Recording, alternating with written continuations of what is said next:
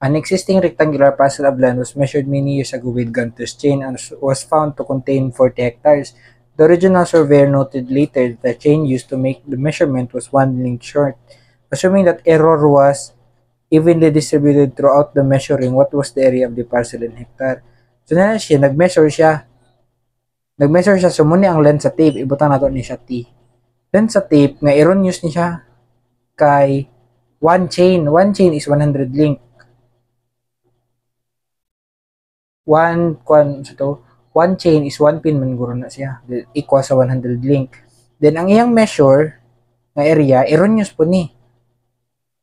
Erroneous ni na measure niya nga area which is 40 hectares. So, nana siya nga one link short. So, ang ihang true nga measure sa tape kay 99 link na lang. So, kung ano mang ihang true nga area. So, ratio proportion rin eh. O, ratio proportion daw.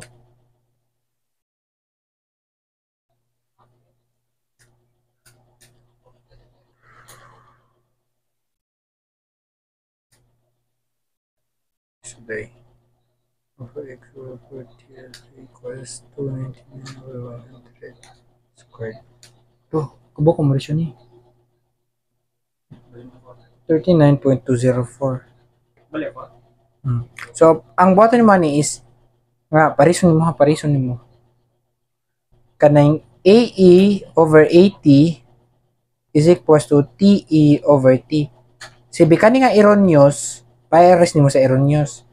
Kani siya pares nimo ani sa true. Then kani square units man siya.